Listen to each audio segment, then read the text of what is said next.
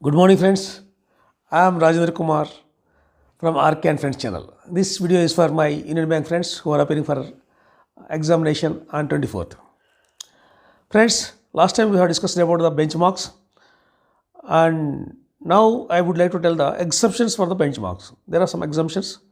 Our Union Rent product is exempted from this and non-banking finance corporation, that is NBFCs, are exempted from this, and financial institutions exempted from this, and state and central government organizations and even civil supplies also exempted from this. These are the exemptions, you should remember it.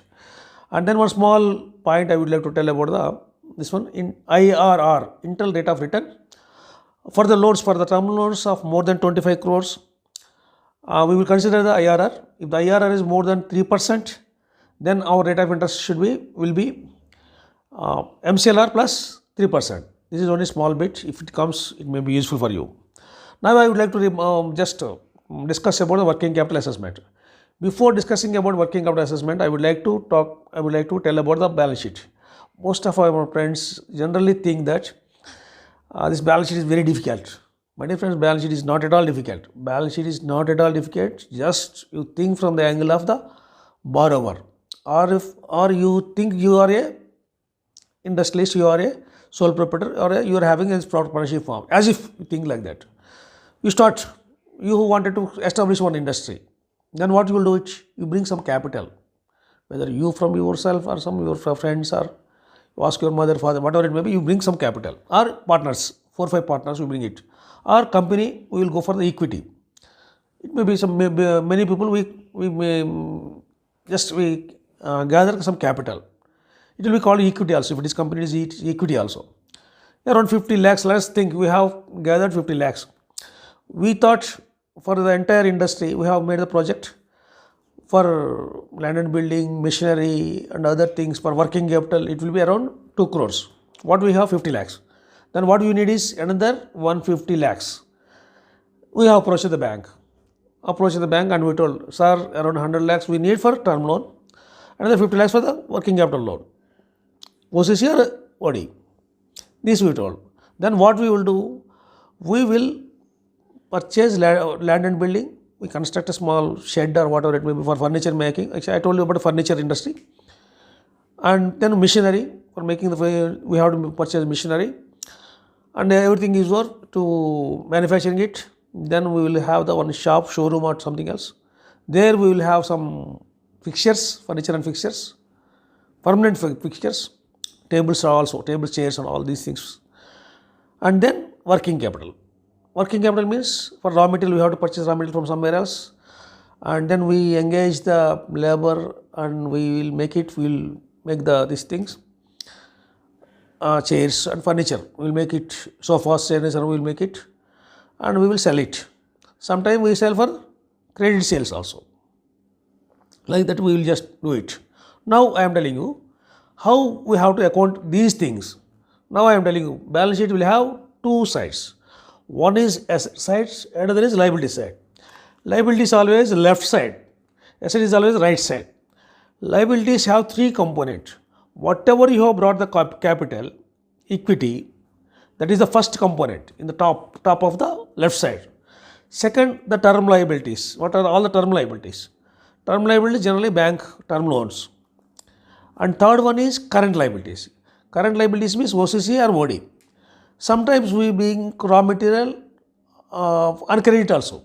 When we are giving credit to my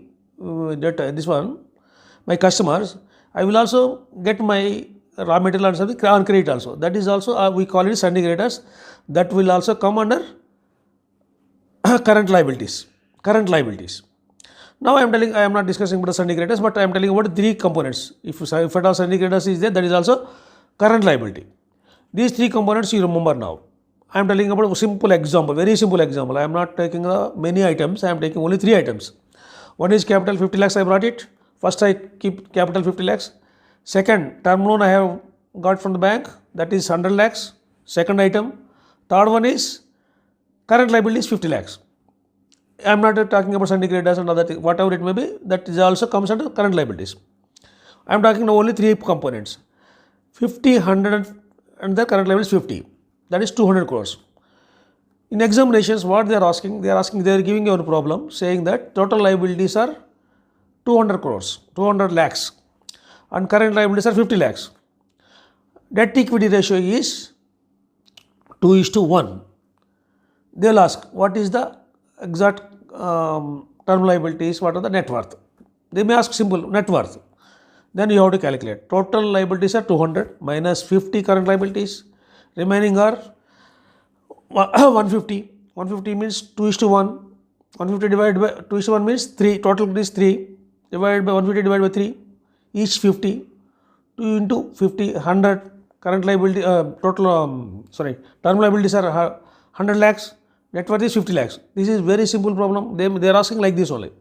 They may take one and they will ask. It is very simple. If you understand these three components, you can simply solve the problems. Similarly, right side, whatever we brought it is 200 lakhs we are having it. Then we go for the purchase of the land, shed or building. We purchased and then we brought the machinery. We erected it. Let us say land and building is 50 lakhs and machinery another thing is 70 lakhs. And then I told you we will go for a showroom, we will take rent for the showroom, and their fixtures, chairs, tables, we have spent 10 lakhs. These will all come under the fixed assets. Then we bring the raw material,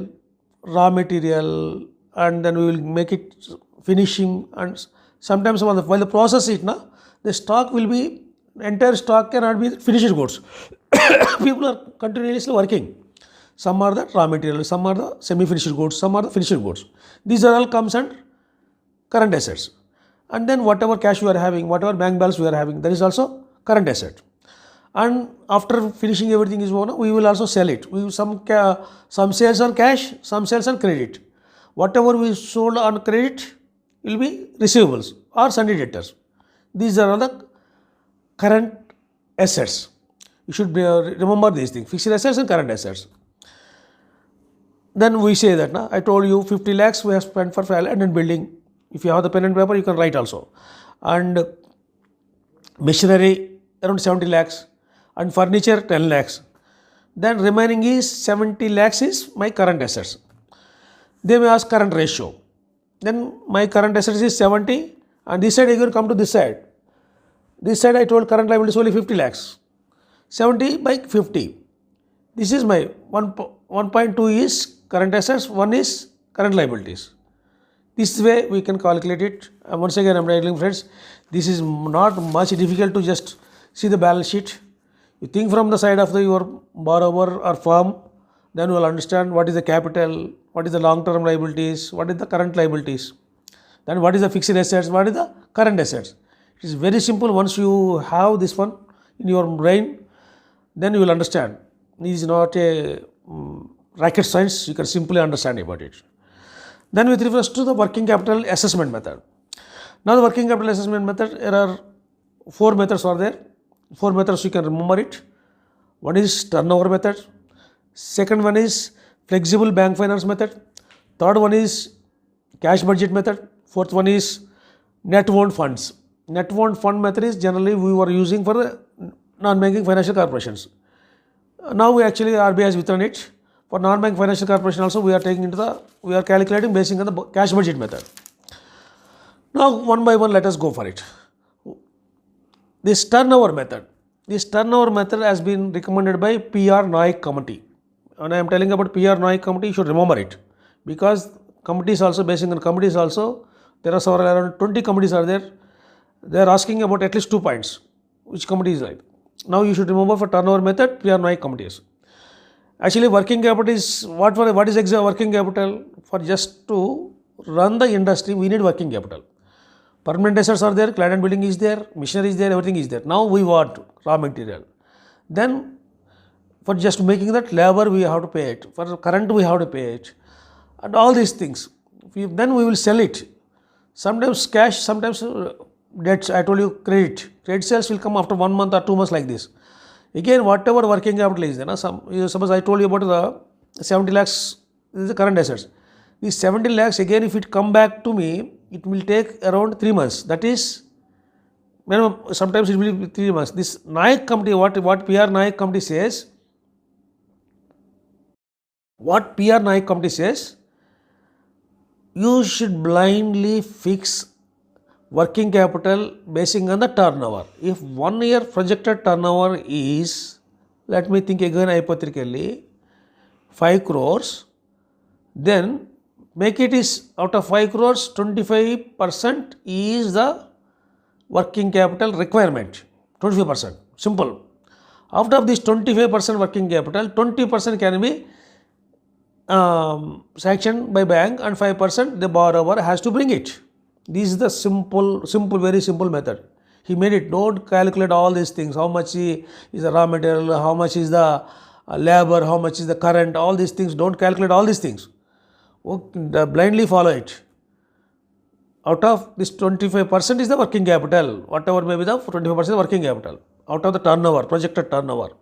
And then out of 25%, 20% you can finance, bank can finance. 5% the borrower has to bring it. This is the simple method. Let me explain it. Suppose 5 crores is my entire yearly turnover. I'll see the project turnover. Then the bank will calculate it. Out of 5 crores, what is this one? Out of 5 crores, 25%. 25% means 1 crore 25 lakhs is 25%. 20% means 1 crore. Bank can finance up to 1 crore as the working capital. Then he has to bring 5%. 5% means 5 crores, 5%, 25 lakhs. He has to bring 25 lakhs. This is a simple method. This simple method, if the already is having some working capital, if he is having working capital about 10 lakhs, we will force him to bring another 15 lakhs. Then we will give 1 crore. We will not sanction more than 1 crore. We will say that 1 crore will bring it, remaining 5% you have to bring it. You have only brought 10 lakhs, another remaining 15 lakhs also bring it. Like that we will calculate it. And then this is applicable only for some industries. MSC, marginal and small entrepreneurs. This is marginal and small entrepreneurs up to 5 crores only. You should remember this point. This turnover method is applicable only MSC units up to 5 crores only. But other units up to 1 crore only. These 2 points you should remember. And this is PR Naik committee also should remember. PR Naik committee also should remember. These 3 points are very important. How we will calculate? I told you, whatever the turnover is there, total is 25% is the working capital. After this 25%, 20% only bank will finance, 5% he has to bring it. If already is having 5%, more than 5% also, we will give the remaining portion only. We will not go for that exactly 20%. 25% I already told you. If already is more in the industry, already is having more than 7% or 10%, we will give remaining portion only, basing on this turnover method. The second method is flexible bank finance method. We may call it is inventory method or first method of lending and second method of lending. This is what our bank is calling flexible bank finance method. In this actually we will see the actuals. We will calculate it. The first method we will not calculate all these things, but second method we will calculate actuals. What is the past industry? What is the how much we will see the industry wise when he is getting his receivables back. All these things, basing on the real these things we will. It is customer friendly. We can say that realities, basing on the realities we will calculate it, and it is a suitable for the customers. Third one is cash budget method. This cash budget method, we have to remember it. It is for the seasonal industries.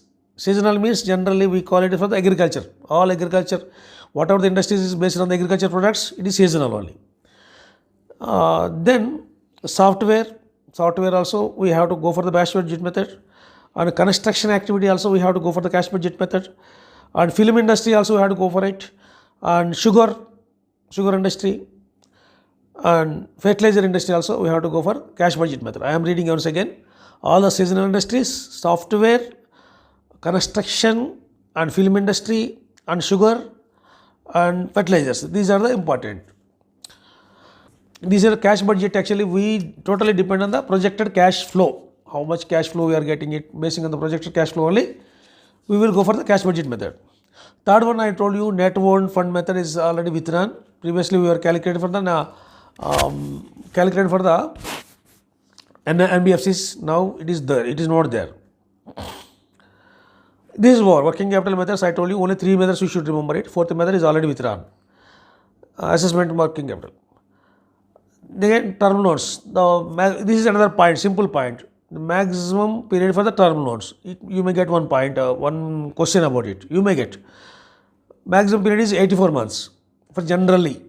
But long gestation period. Some industries, it will take 10 years for just erection and starting the projection.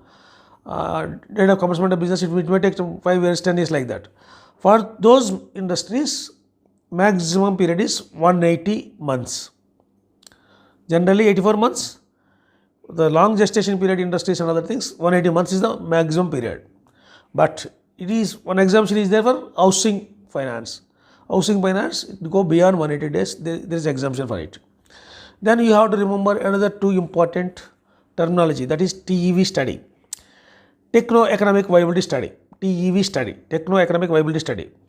And one more important point, lenders independent engineer, that is LIE.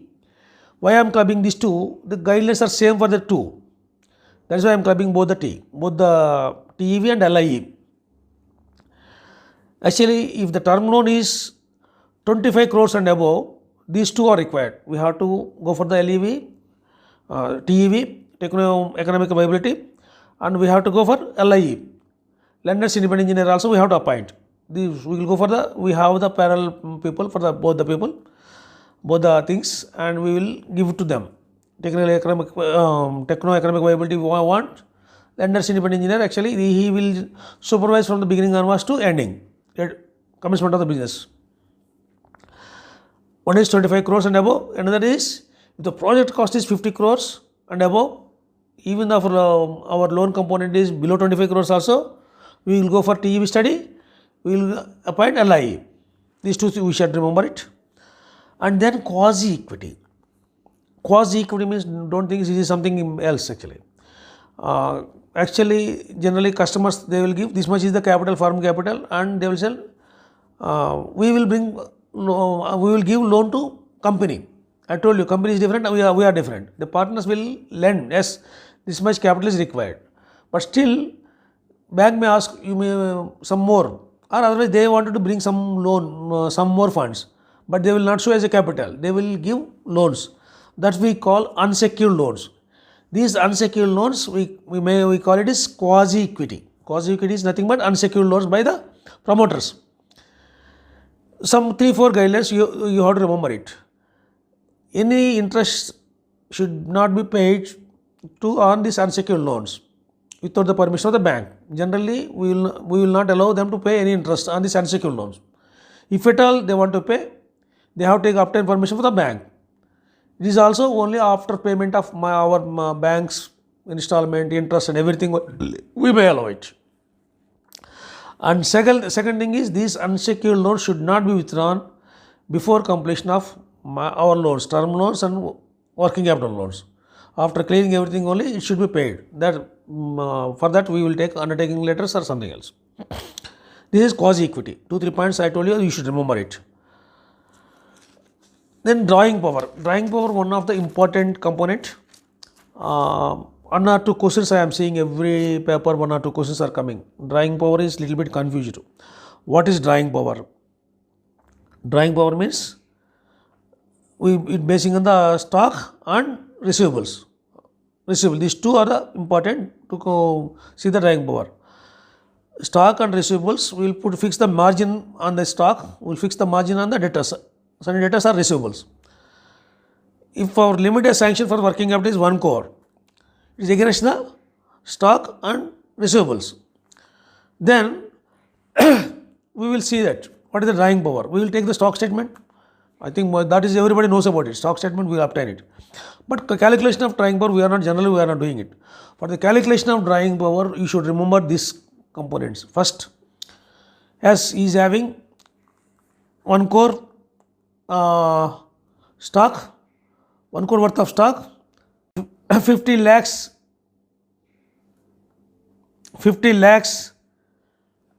receivables. Generally what we will do it, 100 crore, this is 100 lakhs into 75%.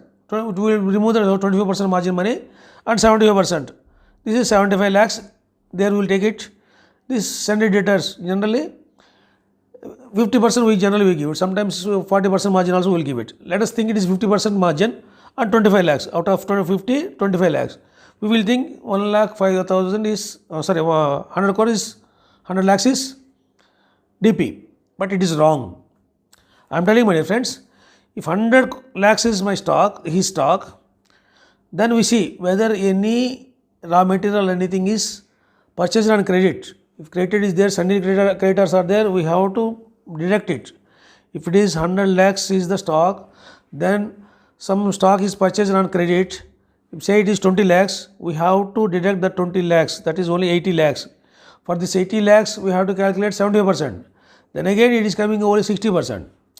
Receivables 50 lakhs, 50% is margin money, that is 25. Then also, okay, it is coming 60 plus 25. How much is coming? 85 lakhs. 85 lakhs is only drawing power. Drawing power is coming on 85 lakhs. And our limit is 100 lakhs.